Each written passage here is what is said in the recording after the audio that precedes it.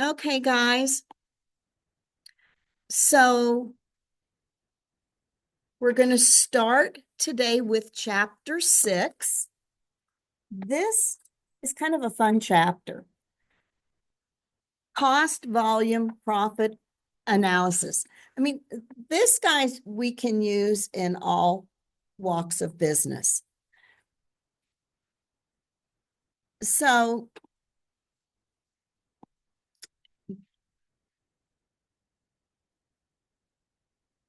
excuse me.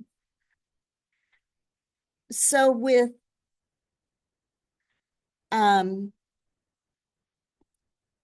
cost, volume, profit analysis, we're really going to spend time understanding the various categories of costs related to being variable costs, fixed cost, and mixed costs.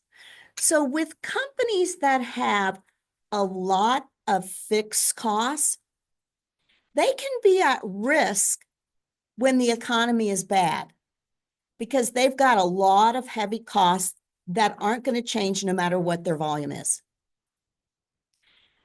When companies have higher variable cost and lower fixed costs, they're more capable of getting by during hard times because when the sales go down, their costs can go down easier. So it's always a double-edged sword, I should say. When there's a lot higher fixed costs, when times are good, you do really, really well. When times are bad, it can be really, really hard to make it. And the opposite is true when companies have heavy variable costs and low fixed costs. When times are bad, they can make it. But when times are good, they're not going to do as well as those companies that are structured different. That's what we're going to talk about today. So we're going to talk about cost behavior. It's cost change as related activities change. The behavior of a cost depends on the following: identifying the activities that cause the costs to change, which we call those cost drivers or bases. And we kind of specify the range of activity over which the changes in cost are of interest, which we call the relevant range. Costs are usually classified as fixed, variable, or mixed costs, where there's a little combination of both. Variable costs vary in proportion to changes in the activity base. When the activity base is units produced, the direct materials and direct labor are normally classified as variable costs, because if the activity base is units produced, if you produce 100 units, those direct labor and direct material costs are going to be based on 100 units. If the activity base then shows 1,000 units, can't you see how the direct materials and direct labor is going to be a heck of a lot more than if they're only producing 100 units? Does that make sense? So when the activity base is considered the units produced, the direct materials and direct labor are classified as variable costs. Jason Sound produces stereo systems. And for model JS12, the relevant range is between 5,000 and 30,000 units. That's a big relevant range. Okay, so the relevant range is pretty significant, between 5,000 of these units up to 30,000 of these units. So you can see here, the direct materials per unit, if they produce 5,000 units or if they produce 30,000 units, it's going to be $10 per unit. The total direct material cost, when it's 5,000 units, it's $50,000. When it's 30,000 units, it's $300,000. The cost is going to be in relation to the units produced. So they're going to be variable. They're fixed per each unit, but they're variable based on how many units are being produced. The cost per unit is the same regardless of changes in the activity base, but the total cost goes up as the units produced goes up. That makes sense, doesn't it? Here, this is where you see a variable cost.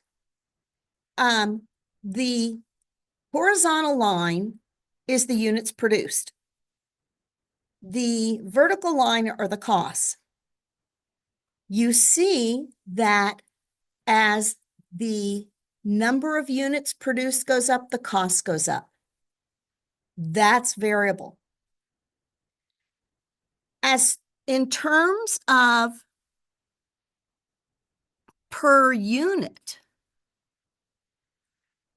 the variable cost stays at $10, but as the number of units produced goes up, the per unit doesn't go up, but the overall total cost go up.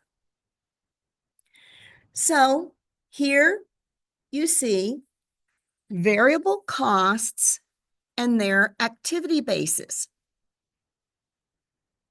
You could take a look at what our instructors' salaries per university, and we'd base that on the number of classes. Or with airlines, when we look at the cost being fuel, we'd look at the number of miles flown. Because the more the number of miles, the more the fuel cost is going to be, right?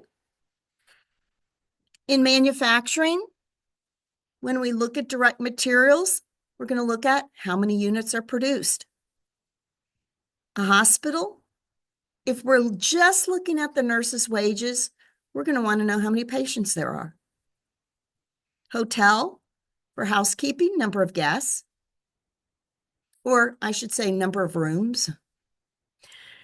For a bank, the teller wages, you'd look at the number of banking transactions. So what this is showing, with the cost, there's always a driver, something that drives, pushes the cost up or down. So those are here examples of the variable costs and their related activity base. So as we see here, fixed costs have the following characteristics. The cost per unit will decrease as the activity level increases, and it increases as the activity level decreases. For Jane Sovisi, do we have her in here? Jane Sovisi has a salary of $75,000.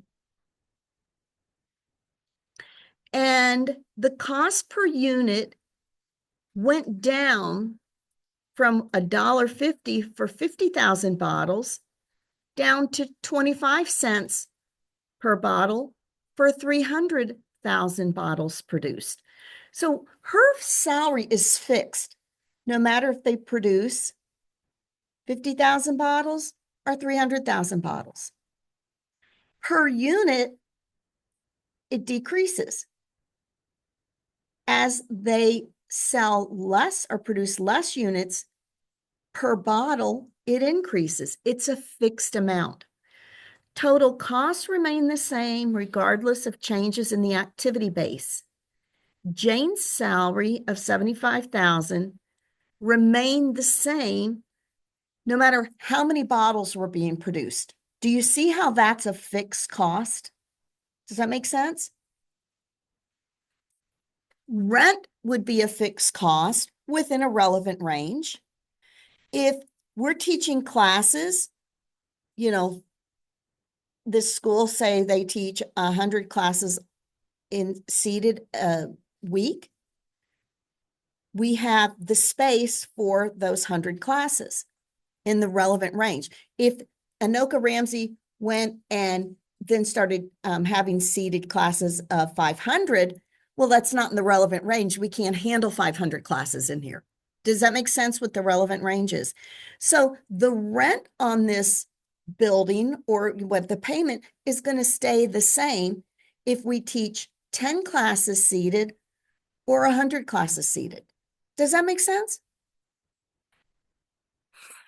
This slide here shows how Jane's salary, which is a fixed cost, behaves in total and on a per unit basis as production changes. Some examples of fixed costs and their related activity bases are shown here, like the building.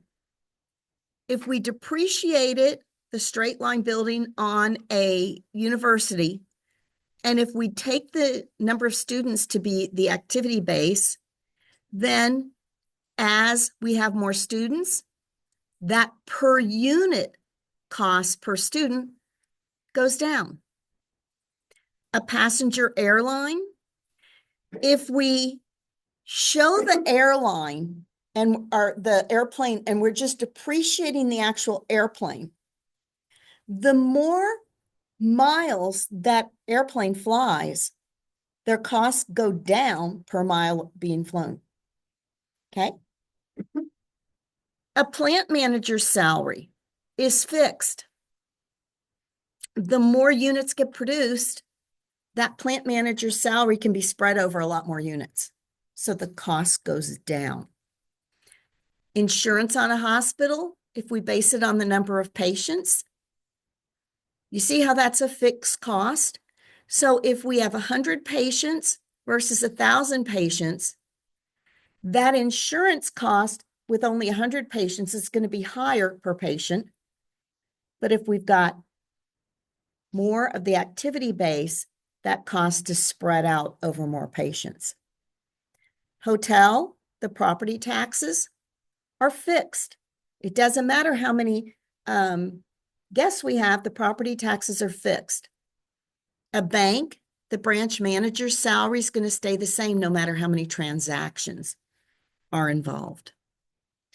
So mixed costs are a little bit of both. They have characteristics that are both a little bit of variable and a bit of fixed. Mixed costs can sometimes be called semi-fixed or semi-variable. Simpson manufactures sales using rented machinery with the rental charges as shown. So if they pay $15,000 per year to rent this machine, but then they have to pay $1 for each hour over 10,000 hours. Do you see how it's a combination of fixed and mixed? It's fixed up to 10,000 hours. And then once they hit that 10,000 mark, they have to pay $1 an hour. The rental charges for various hours used within the relevant range of 8,000 hours to 40,000 hours are shown here. Remember, at 8,000 hours, they can go up to 10. So at 8,000 hours, it's fixed at 15,000. But then once they start going after that over the 10,000, they pay an extra $1 an hour. So if they are then doing 20,000 hours with the machine, they're going to pay $25,000, which is the fixed 15,000 plus $1 anything over the 10,000 hours. So it's a little bit of both. Here we see the exhibit here of what a mixed cost looks like on the graph. You see for a period of time, it's fixed. And then after a certain point, it becomes variable. So We are going to look at a couple different ways that we can estimate these costs. The high-low method is a cost estimation method that separates mixed cost into the fixed component and the variable component. The high-low uses the highest and the lowest activity levels and their related costs to estimate the variable cost per unit and the fixed cost. Here we've got a maintenance department, and the maintenance department incurred the following costs. In June, they produced 1,000 units at $45,550. July, it was 1,500 units at $52,000. August, 2,100 units at $61,500. September, 1,800 units at $57,500. And then October was at the lowest point, 750 units at $41,250.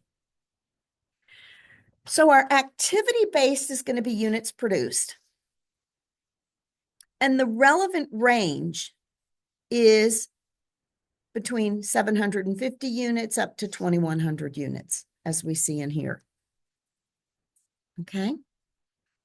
So with this company, the difference between the units produced and the total cost at the high level and the low level are shown here. So the highest level, 2,100 units, it cost them $61,500.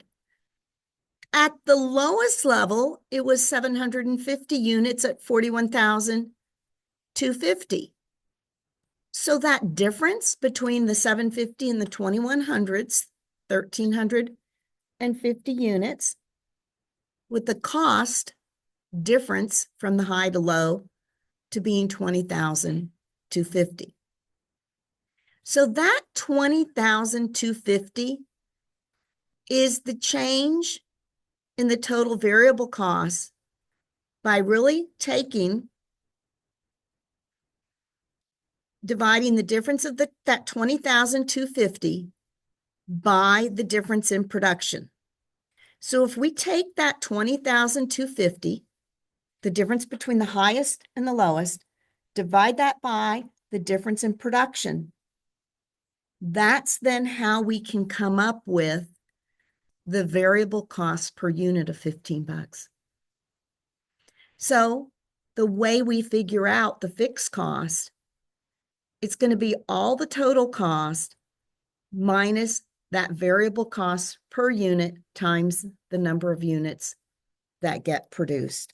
So that's a way we can split the fixed portion from the variable portion.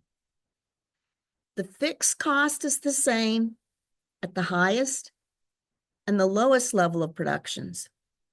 So we use that variable cost per unit and then the fixed cost so we can compute which is which. So if we've got the cost of 2,000 units of production, we say it's 60,000 because we take our $15 per unit at our 2,000 units plus our 30,000 fixed. Okay? So we take the 30 plus the 30 to give us what our total costs are. That's the high-low method. Now, mixed costs contain the fixed cost component that's incurred even if nothing gets produced. So that's why it's fixed cost. You're still going to have that cost even if you sit and do nothing. The fixed and variable cost components of mixed costs get separated using that high-low method. This exhibit here, this slide, shows some examples of the variable, the fixed, and the mixed costs for the activity base of units produced. So when we've got variable costs, we know that can be direct material, direct labor.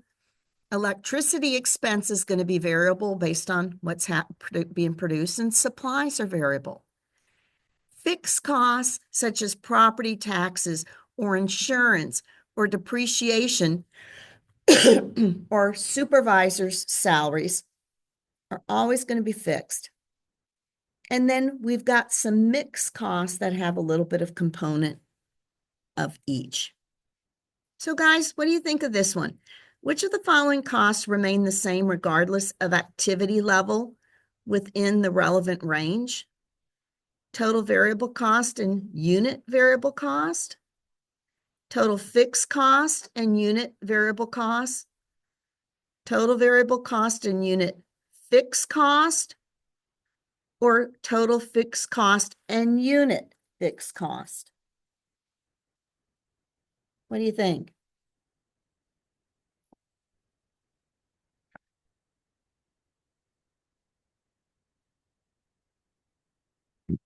Anyone? Anyone want to guess?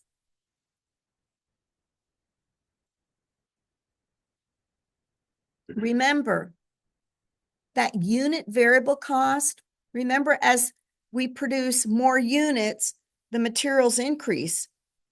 But in that first example, per unit, we paid materials of $10 a unit. Okay, no matter what. As we made 10,000 units, it was $10,000.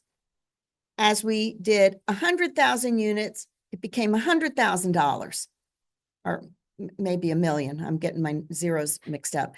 But the unit cost stayed the same, right?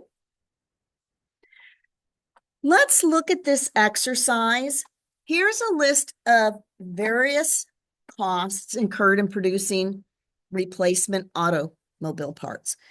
With respect to the production and sale of these auto parts, classify each cost as either variable, fixed, or mixed. Now, this is a company that is producing replacement automobile parts. So the oil used in manufacturing equipment, wouldn't you say that's variable because the more you're using the equipment, the more oil you need? What about plastic? Wouldn't that be variable too? The more you produce, the more you need.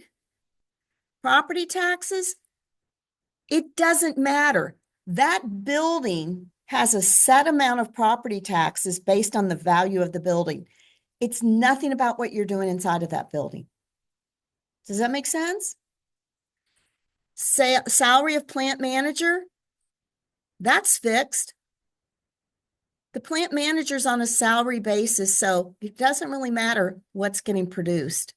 He's going to get paid no matter how much they produce.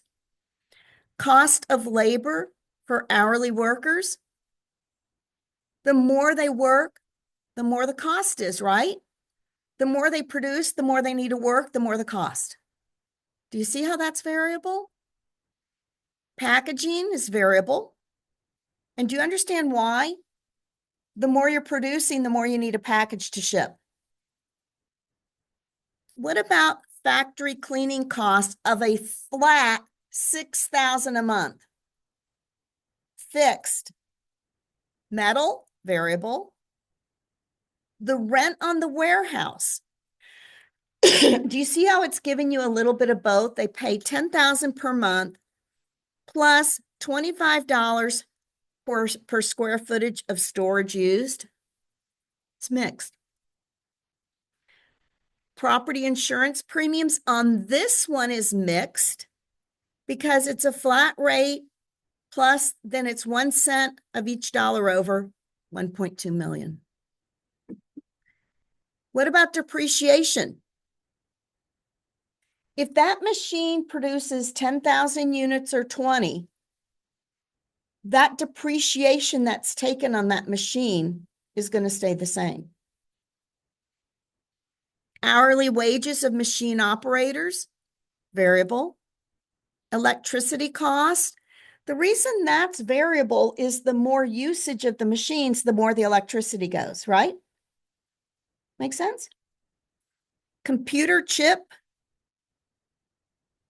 because they're used in the parts. The pension cost, the more they're producing, the more hours, the more labor, how it's variable. Does this make sense, guys? Do you see here? We have these various graphs. For each of the following costs, identify the cost graph that best illustrates its cost behavior as the number of units produced increases. So with the direct material cost, as you produce more, the cost is going to go up. Do you see that? 3, the more units produced, the more the cost increases. The per unit cost, the electricity cost of 1,000 per month plus 10 cents extra per kilowatt hour. The reason we know that's a mixed cost, it starts at a certain level and then goes up from there.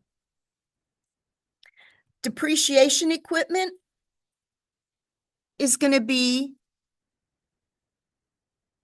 let me just see here. Straight line depreciation on factory equipment. Okay, so this one, if we're using the number of units increase, the depreciation per unit cost of straight line depreciation on factory equipment. The cost is high if nothing's produced, but then as more is produced, do you see how the cost incrementally goes down per the units produced? If what we're saying is, how much is that depreciation per unit affecting the cost as the units increase? So when there's not much being produced, the cost is high. As we increase our units of production, the cost on that depreciation per unit gets really low. Salary of quality control supervisor at $20,000 a month, isn't that just fixed? Per unit direct labor costs, that would be also graph 2. Direct labor costs per unit are going to stay the same. They increase as we produce more, but they're going to stay the same per unit. Okay. This is just kind of what we talked about in some previous slides of if we try to come up with a cost, we want to look and come up with an activity driver or a base that drives those costs. So it makes sense. Instructor salaries are based on either the number of classes or student credit hours. Office supplies would be based on number of students. This is in a university. Financial aid office salaries, how many financial aid applications are out there. So you want to find what drives the cost. Okay. Here from the following list, select the base that would be most appropriate for these costs. Would it be preparation costs of each car received? Would it be sales commissions? Or would it be administrative costs for ordering the cars? So basically, you see that each of these costs are driven by a sense of a driver. I'm going to move on because I do this. I put too many in here, but you guys can sure look at them later. So relevant range, let me see what that was. Fixed and various. I don't know what I was doing there. So let's talk about what we're looking at with this cost and volume as it relates to profits connection. The CVP analysis is a tool managers use to examine the relationships among the selling price, the sales and production volume, costs, expenses, and profits, and is useful for managerial decision making. The way this analysis is used is to look and see what changes happen in selling prices on profits. If we move and change the selling price, how does that affect the change in our profits? Or how, when we change the costs, how does that change our profits? If we change the volume, how does that change our profits? Setting prices, selecting the mix of products to sell. What's going to give us the higher profit margin? Is it selling strollers or is it selling car seats? Or does it matter? And then various marketing strategies that can be used in sales. The contribution margin is what's above and beyond the selling of a unit minus the variable cost. So sales minus variable costs give us what we can apply towards fixed costs. Contribution margins, the amount of revenue that's available for covering our fixed costs, but we want to do more than cover fixed costs. We want to earn a profit. Let's look at Lambert Inc. It tells us they sold 50,000 units, and they sold those units at $20 a unit. The variable cost per unit is $12. Okay? Per unit. That's what it cost for them in variable cost to create those units. And it gives us that the fixed cost for Lambert is $300,000. So we can look at what we call a contribution margin income statement, where we take our sales, we subtract all the variable costs. So the sales of $1 million minus our variable cost of $600,000 give us a contribution margin of $400,000. From there, if we subtract our fixed costs, then we're ending up with a profit here of $100,000. So guys, it's taking the same numbers, but we're formatting them a bit differently because our focus is on seeing how much after our variable costs are covered do we have to take care of our fixed cost. And then after that, we show our profit. So this shows you the contribution margin format.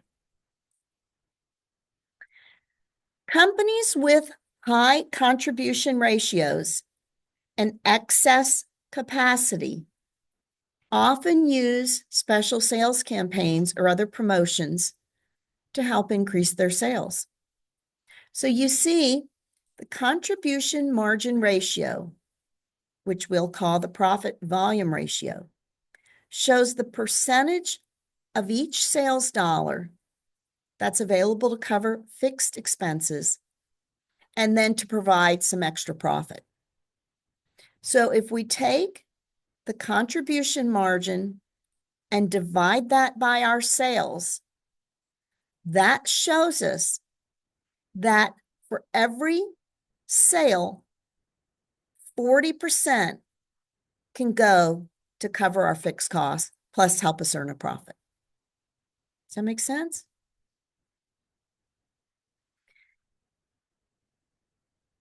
Lambert earned $100,000 in that previous slide of profit. They earned $100,000 when they sold $1 million. But what happens? You see, that's what this contribution margin's about. What ifs? But what happens if Lambert increased its sales by 80,000, meaning they sold 4,000 more units at $20? So instead of selling 50,000 units, what if they sell 54,000 units? Well, their operating income would go up by 32,000 because you would take that extra 80,000, multiply it times 40%, which is the contribution ratio, and they would then have an additional 32,000 in profit from that. Okay.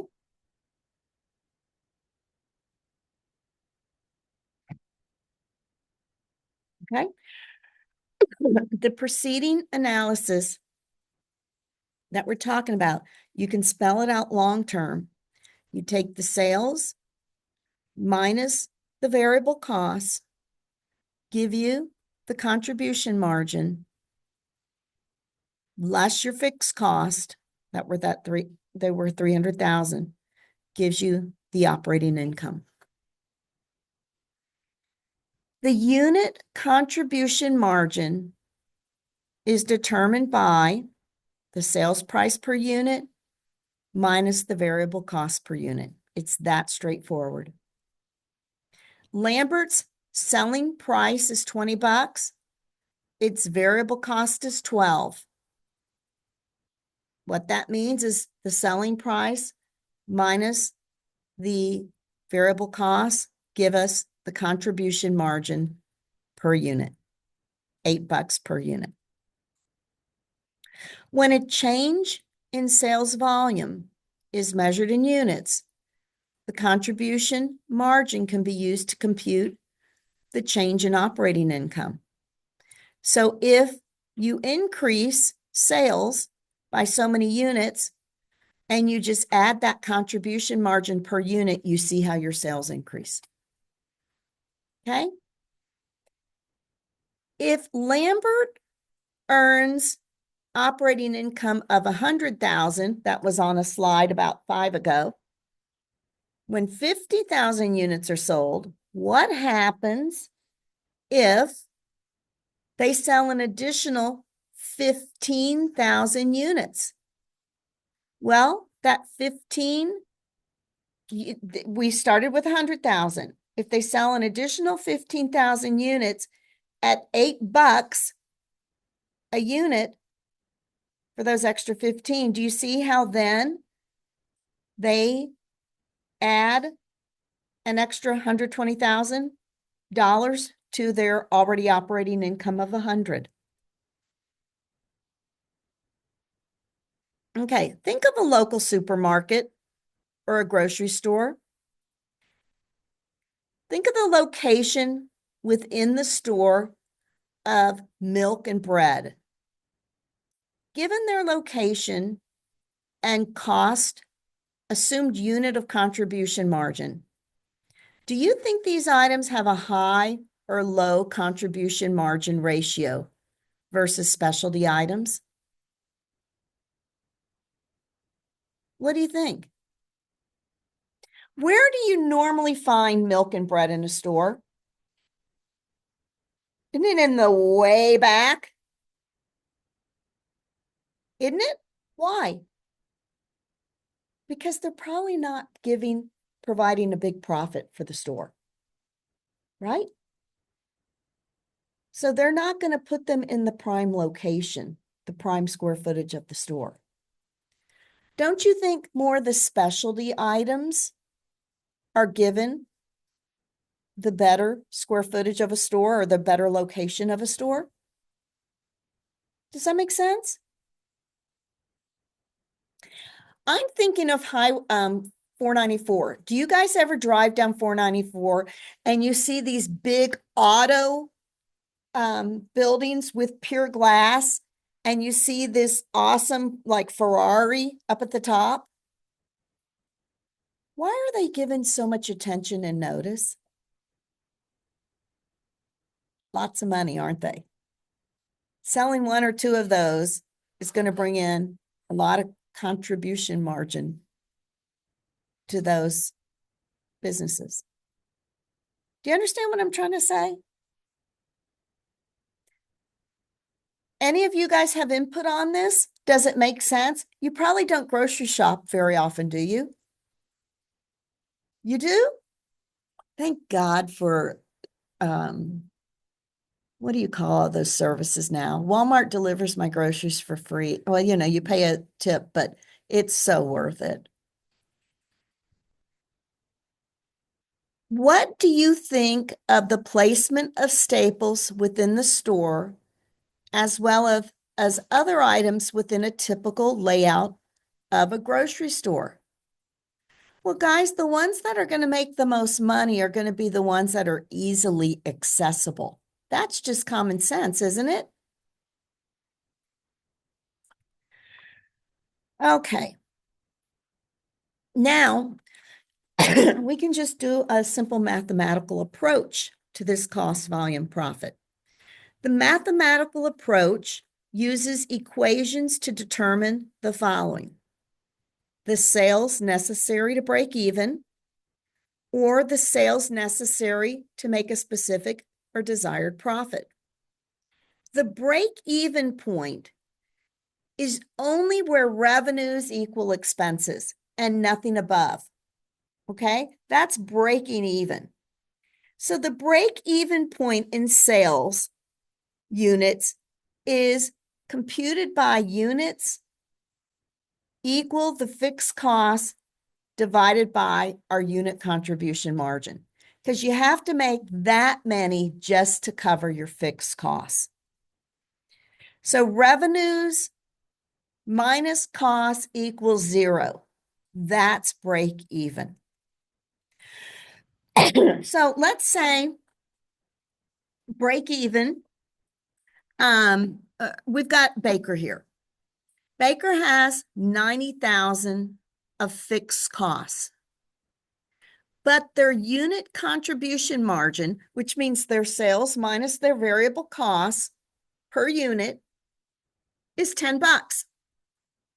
The break-even point for Baker is 9,000 units because they need $90,000 to cover their 90,000 in fixed costs, right? 9,000 units at $10 a unit for a contribution margin.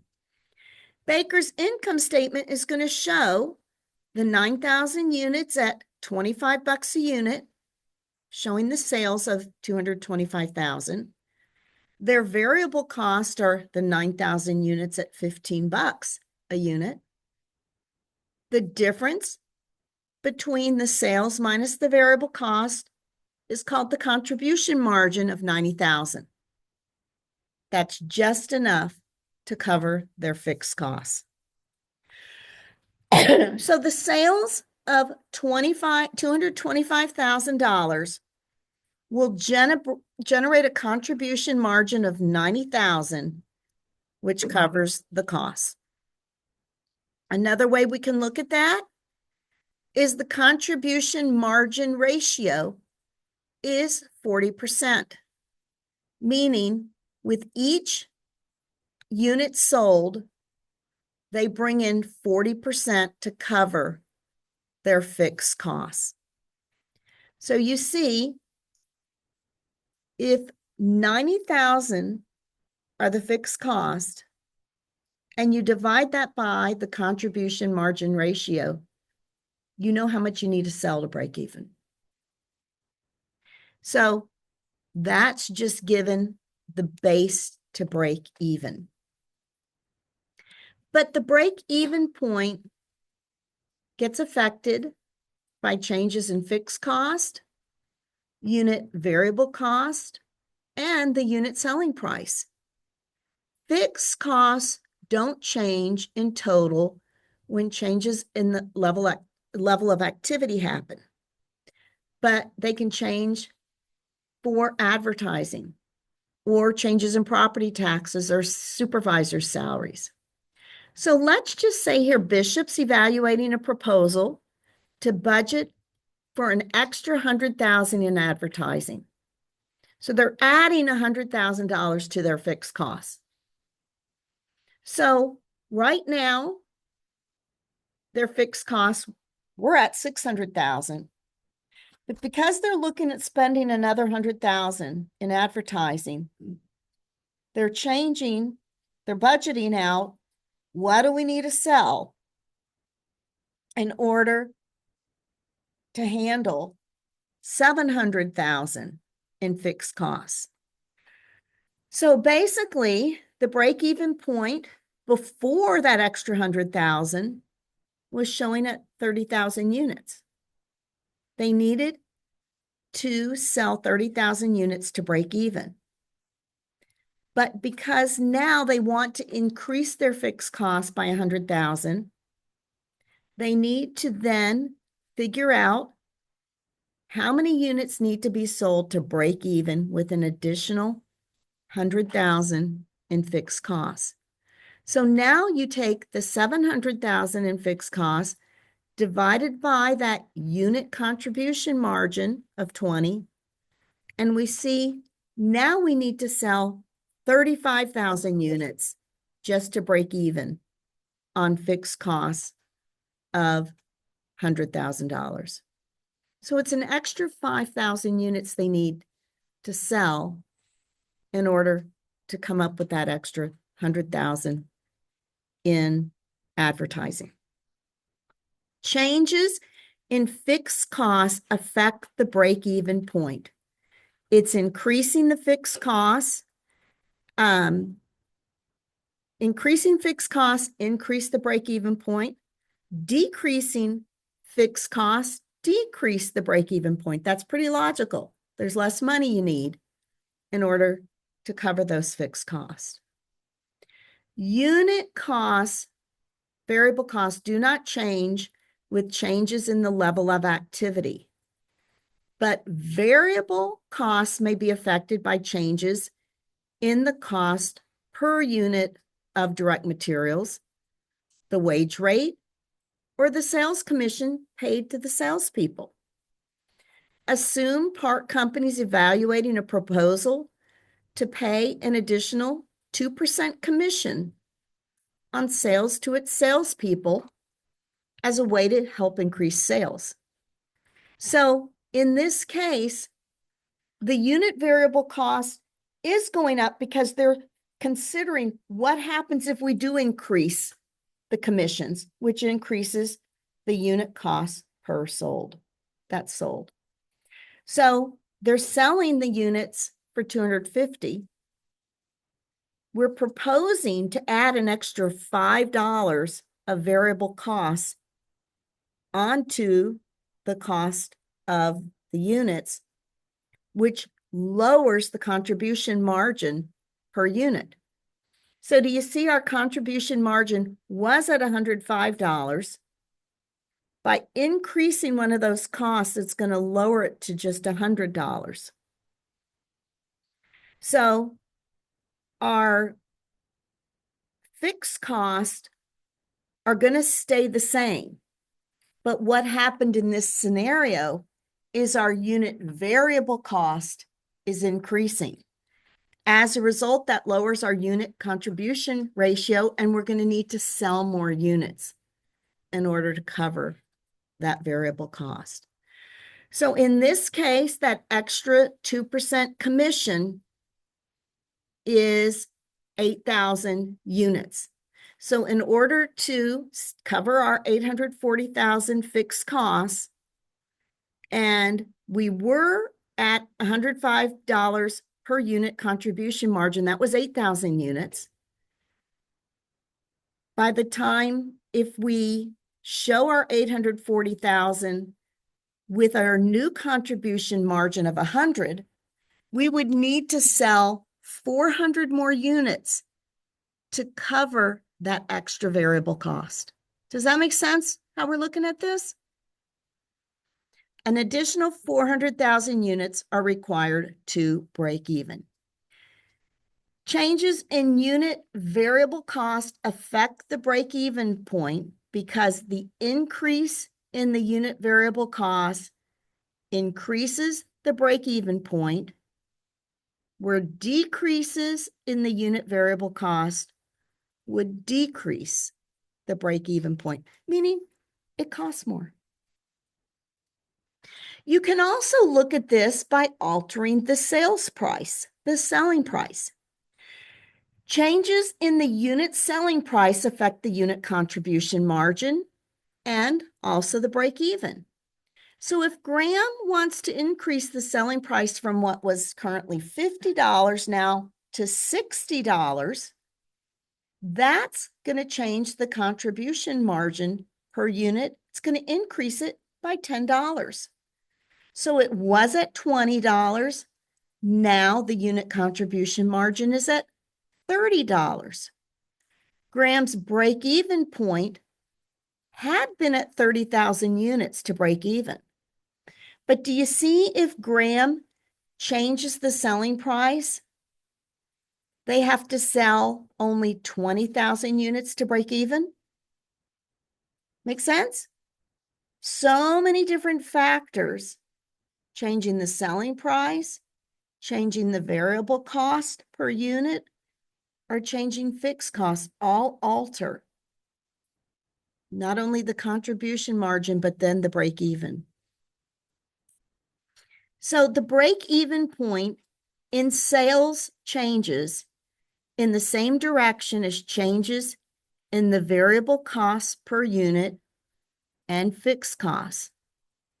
But the break even point in sales changes in the opposite direction as changes in the unit selling price. So you see here, when fixed costs increase, the effect on the break-even sales increases.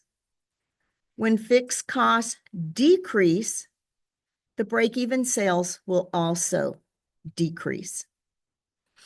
When the unit price per selling increases, the break-even on sales is going to decrease. So this is, again, it all logically makes sense. It's just a simplified way for management to have tools in place to see where changes in one, how this affects the whole. By modifying the break-even equation, the sales required to earn a target or desired amount of profit can be figured out by fixed cost plus target profit divided by unit contribution margin will give you what you need to sell. If Waltham has fixed cost of 200,000, they want to make 100,000 in profit. And we know the contribution margin is $30 per unit. Do you see? It's a simple equation. You take the break even of 200,000 plus your $100,000 profit. So you take $300,000, divide that by $30 per unit, and you know you need to sell 10,000 units to make that happen.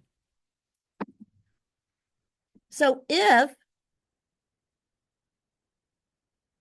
the sales of 750,000 is needed to earn that $100,000 profit, you can also figure that by the contribution margin ratio. You take the fixed cost plus what you want to earn as the profit, and you divide that by the contribution margin ratio to know how much needs to be sold. Okay, so you can figure this out by unit sales and the amount of sales. Let's look at this one, guys. I want you guys to attempt this. Kathy's confectionery has fixed cost of $78,000 and would like to earn a target profit of $90,000. Its product sells for $15 and has a unit variable cost of $12. How many units of the product must be sold to attain the target profit. I'm going to give you a minute here.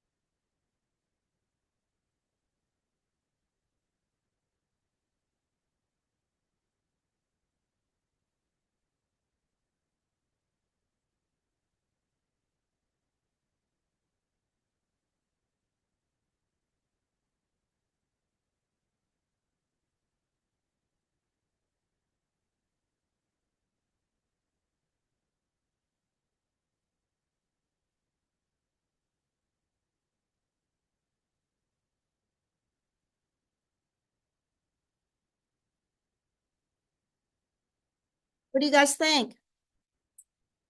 A, because we can take the 78,000 of fixed costs plus what we want our profit to be of 90, 168,000 divided by $3 contribution margin a unit, and come up with how many units of 56,000.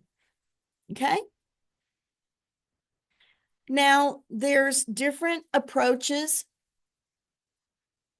graphically speaking, that we can look at the break-even chart.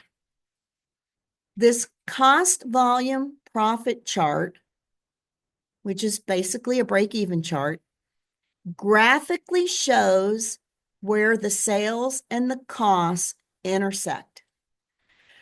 The cost volume profit chart that we're going to see is based on fixed cost of 100,000, selling price of $50, variable cost of $30, and the unit contribution of 20.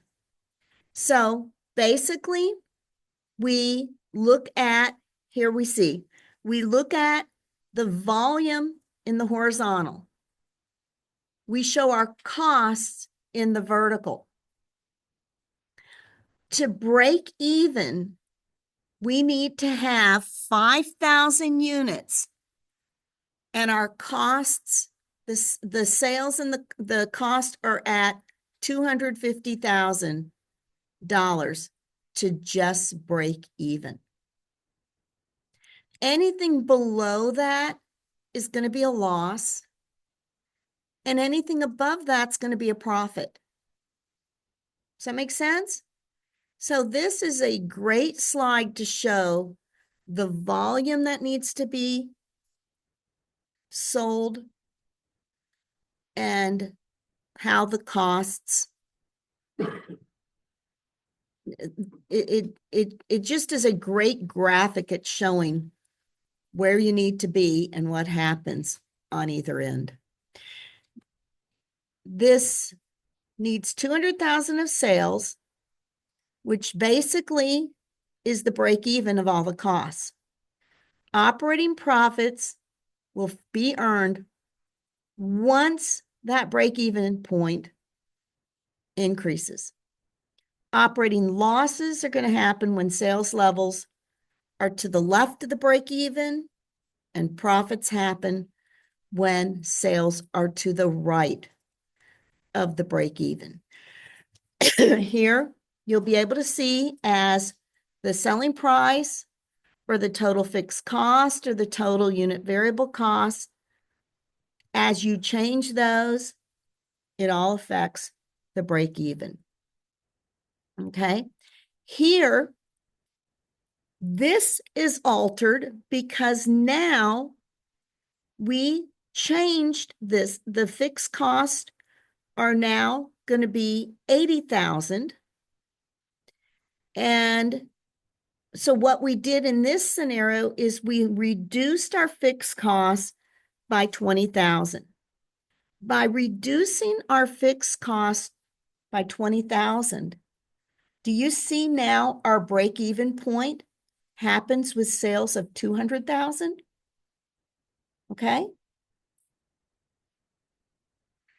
The profit volume chart plots the difference between total sales and total costs. The profit volume chart helps managers figure out what they need to sell to desire a certain level of profitability. Okay. So again, here, this slide shows the break-even point for 5,000 units of sales, which is equal to the sale price of 250,000, 5,000 units at $50 a unit. Operating profit is going to be earned as we move to the to the right of the break even. At sales of 8,000 units, so if we move up here, instead of 5,000 units, if we sell 8,000 units, look at what the profit is going to be here. The profit is at 60,000 bucks. So this is just a great way to see where you're going to stand based on the units sold. Okay. Spreadsheets are a great way of being able to chart this information and display it. Many companies sell more than one product at different selling prices. Break-even analysis can be performed using a sales mix. The sales mix is really distributing what products are being sold by a company. Here, Cascade sells two products, product A and B. Product A has a contribution margin of $20. Product B has a contribution margin of $45. You see that the product A has a lot more units that are being sold. They are selling 8,000 units to the 2,000 units that are being sold by product B. So do you see, basically we can still use this concept. We just have to come up with the sales mix. If 80% of product A are sold and 20% of product B are sold, we have to come up with the contribution margin based on that sales mix. So if we look at the sales mix for Cascade, a total of 10,000 units were sold during the year. Therefore, the sales mix is 80% for product A and 20% for product B. We're selling a lot more product A, but it's got a lower contribution margin than product B. Here, you can figure out how you come up with a revised contribution margin. So product M is what we're going to call the mix between product A and B. We come up with the selling price of that mix because 80% are selling product A, 20% are only being sold of product B. So we come up with 80% of $90 plus 20% of $140 averages out to $100. And then we come up with our variable cost. If product A has a $70 variable cost and product B has a $95 variable cost, we take the ratio of what's being sold, 80% of 70, $56, plus 20% of 95 or $19 to come up with Marcel Koning Business. Sorry. we come up with a unit variable cost of the mix, and then as a result can come up with the contribution margin. Okay. And ultimately, then we just need to, we process through it the same way. It's just we create that mix to come up with the weighted contribution margin. Okay. Operating leverage. This is the relationship between the company's contribution margin and operating income. The difference between the contribution margin and operating income is all about fixed costs. So companies with high fixed cost have a much higher operating leverage. Here we've got two companies. One's Jones, one is Wilson. Do you see that Jones has fixed cost of $80,000 versus Wilson has fixed cost of $50,000? So in this manner, Jones has higher fixed cost, higher risk than Wilson would. They have the same sales. They have the same variable costs and ultimately the same contribution margin. But since Jones has higher fixed costs, they're going to have a higher operating leverage. So Jones has an operating leverage of 5, which is riskier than Wilson having an operating leverage of 2. So a change in sales has a big impact on the change of operating income. If sales increased by 10% or 40,000 for both Jones and Wilson, then the percent change in sales times that operating leverage will show the change in operating income. Jones' operating income is going to increase by 50%. Wilson's operating income is only going to increase by 20%. Okay? Even with a small increase in sales, it's going to generate a bigger increase in operating income. The impact of a change in sales on operating income for companies with high and low operating leverages is shown here. When your operating leverage is high, your impact in operating income can be high. When the operating leverage is low, the change in sales is low. That margin of safety provides you with when there might be a decrease in sales, how does that affect the overall figures? So if we show sales at 250,000 and the sales at the break even are 200, and we have a unit selling price of 25, we can understand what our margin of safety is, meaning the margin of safety in terms of dollars is 50,000, meaning we are at 250, but we need to be at 200 just to break even. So we've got a $50,000 margin of safety.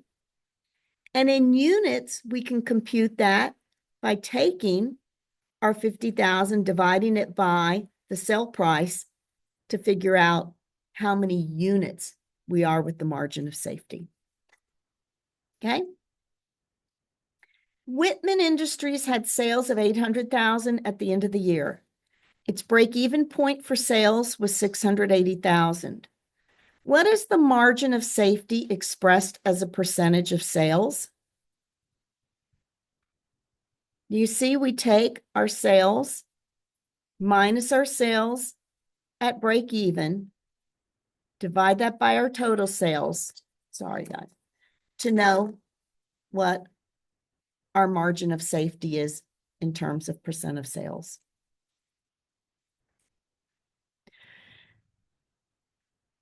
Service companies. We can use this for manufacturing companies, but we can also use this for service companies. So we can figure out relationships measured with education, break-even number of students per course. So when we teach, they're not going to hold a class when only 2 or 3 students are enrolled. Why not? It's just not sound. It's not an economically smart decision just to cover all the overhead that goes out to hold that class. Doesn't that make sense? So have you ever had a class that gets canceled? No? Usually it's going to get canceled because it's just not filling up. And of course, they can schedule it during another semester. Air transportation.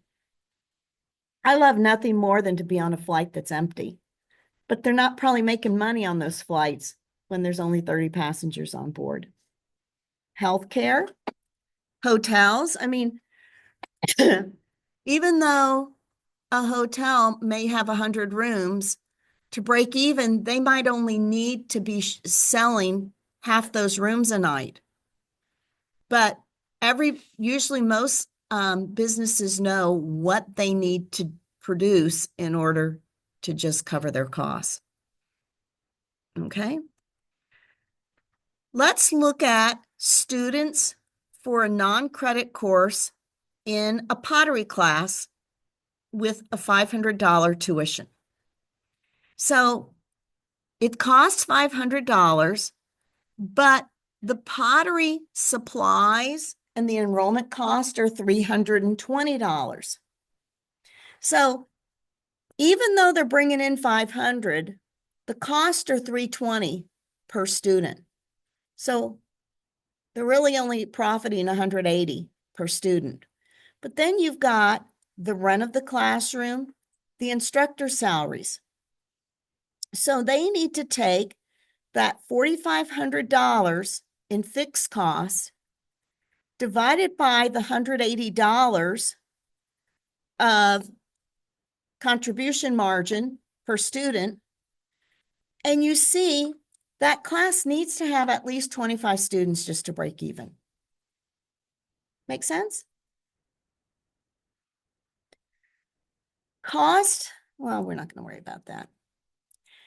Any questions on this? This is a great managerial tool used to just give some generic views on what needs to be sold, or if the sales price changes, how that changes the break even. Anybody have questions on this? You guys good?